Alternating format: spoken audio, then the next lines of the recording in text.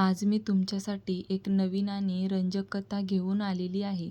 या कथेचा प्रवास खूप खास असणार आहे, कारण ही कथा मी तुमच्यासोबत रोज एक भागांमध्ये शेअर करणार आहे.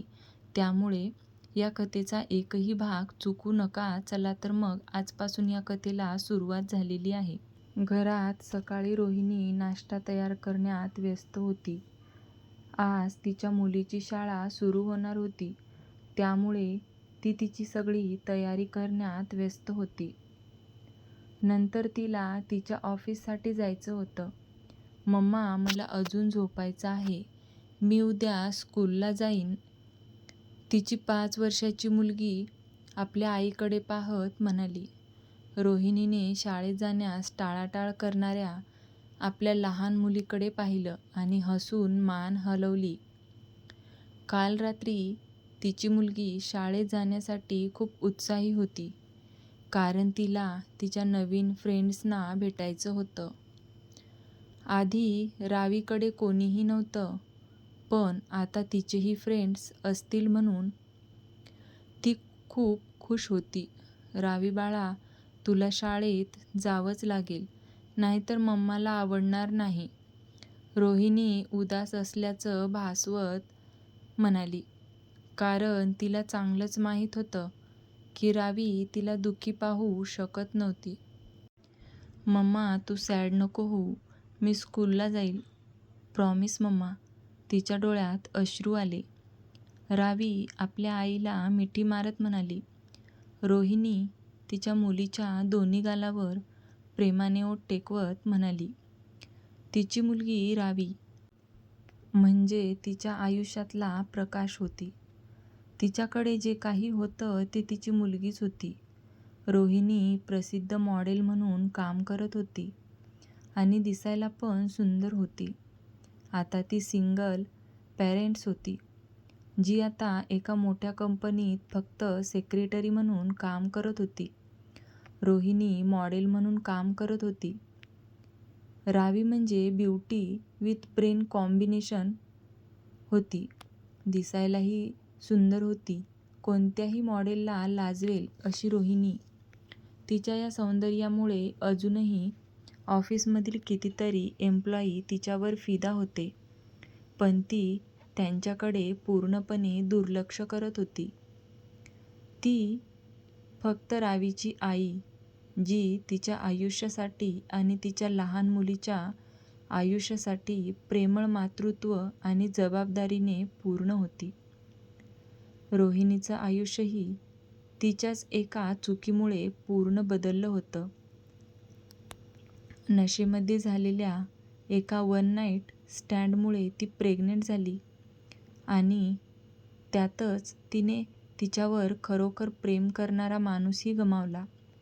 तसेच तिच्या एका चुकीमुळे तिची संपूर्ण कारकीर्द उद्ध्वस्त झाली. एवढं होऊनही निराश न होता तिने आपल्या पोटातील बाळासाठी नव्याने नवीन आयुष्य सुरू करण्याचा निर्णय घेतला. त्यातच तिने परदेश सोडून परत आपल्या देशात जाण्याचा निर्णय घेतला आणि तिच्या नवीन जीवनाची सुरुवात केली. तिच्या या मॉडेलमुळे तिने जे काही कमावलं होतं ते सगळं गमावलं होतं, पण त्याबद्दल तिला काही वाटलं नाही. कारण आता तिचं आयुष्य संपत्तीनं भरलेलं नसलं तरी तिच्या मुलीसोबत ती खूप सुखी होती.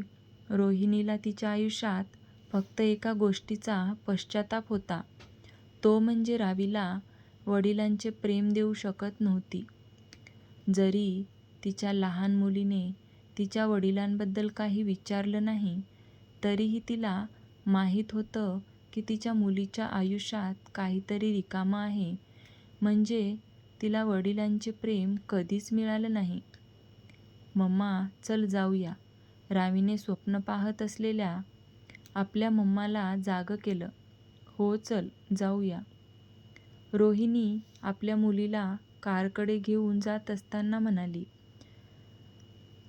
"आशा आंटी नंतर तुला घरी घेऊन येतील, त्यामुळे आशा आंटी येईपर्यंत कुठेही जाऊ नकोस," रोहिणी रावीला म्हणाली. आणि तिला पिकअप करू शकत नव्हती म्हणून तिने तिची शेजारची मैत्रीण आशाला रावीला घेऊन येण्यासाठी सांगितलं होतं आणि ती येईपर्यंत रावीवर नजर ठेवायला सुद्धा सांगितलं होतं. आजपर्यंत रावीला मॅनेज करत होती. कधीकधी ती रावीला ऑफिसमध्येही घेऊन जात होती. तिचा बॉस एक चांगला व्यक्ती होता जो रावीला कामावर घेऊन येण्याची रोहिणीला परवानगी देत होता. पण बॉसच्या रोहिणीबरोबरच्या चांगल्या वृत्तीमुळे ती त्यांच्या कामातील सहकाऱ्यांमध्ये गप्पांचा विषय बनली होती. रोहिणीला अशी स्पेशल ट्रीटमेंट मिळत होती त्यामुळे त्यांना ती बॉसची गर्लफ्रेंड आहे असं वाटत होतं. खरं तर मिस्टर प्रताप चौधरी चांगले व्यक्ती होते आणि ते रोहिणीला आपल्या लहान बहिणीसारखं मानत होते. कारण रोहिणी सिंगल पॅरेंट्स म्हणून तिची लाईफ कशी आहे हे त्यांना चांगलंच माहिती होतं. शहरात तिचे कोणी नातेवाईकसुद्धा नव्हते. गुड गर्ल बनून सगळा स्टडी कर आणि तुझ्या फ्रेंड्सबरोबर भांडण करू नकोस, रोहिणीचं वाक्य पूर्ण करत रावी म्हणाली. रोहिणीने हसत आपल्या मुलीच्या गालावर चिमटा घेतला. तिथे डिंपल होते ज्यामुळे रावीचा चेहरा आणखी सुंदर दिसत होता. त्या माणसालाही डिंपल होते. तिच्या मुलीच्या चेहऱ्याकडे जरा तीव्रतेने पाहिलं तर ती त्या पुरुषाची डुप्लिकेट कॉपी होती. बाय मम्मा. रोहिणी पुन्हा तिच्या काळोख्या भूतकाळातून बाहेर आली. अजिबात न घाबरता शिक्षकासोबत वर्गात जाणाऱ्या आपल्या लहान मुलीकडे तिने पाहिले. तिच्या वयाची लहान मुले रडत होती आणि जाण्यास नकार देत होती. रावी खरोखर उत्साही दिसत होती. रावी तिच्या वयापेक्षा जास्त प्रौढ होती. कदाचित हे रोहिणीच्या स्ट्रिक्ट वागण्यामुळे होतं. रावीला अजिबात कमजोर बनवायचं नव्हतं. तिलाही स्वतःसारखं धाडसी बनवायचं होतं. कारण कधी कोणावर काय वेळ येईल हे सांगता येत नव्हतं. तिची मुलगी शाळेत चांगल्या प्रकारे जुळवून घेऊ शकते याची खात्री केल्यानंतर रोहिणी ऑफिसकडे निघाली. तिला थोडा उशीर झाला तरी काही फरक पडणार नव्हता. कारण तिने मिस्टर प्रताप चौधरीकडून रावीला तिच्या शाळेच्या पहिल्या दिवशी नेण्याची परवानगी मागून घेतली होती. तिच्या कामाच्या ठिकाणी आल्यानंतर रोहिणी जी नुकतीच लिफ्टमधून बाहेर आली तिला एका व्यक्तीने हाक मारली जी तिची सर्वात चांगली मैत्रीण होती. रोहिणीची मैत्रीण असल्यामुळे लोक तिच्याशी सुद्धा खास वागत नव्हते. मिस्टर प्रताप चौधरींनी तुला त्यांच्या केबिनमध्ये बोलावलं आहे, दिव्या रोहिणीची मैत्रीण म्हणाली. मिस्टर प्रताप चौधरी केबिनमध्ये आहेत का? रोहिणीने विचारलं. तिचे बॉस आज एका मीटिंगसाठी त्यांच्या पर्सनल असिस्टंटबरोबर जाणार होते हे तिला माहीत होतं. पण अजूनही ते केबिनमध्ये आहेत हे ऐकून तिला आश्चर्य वाटलं.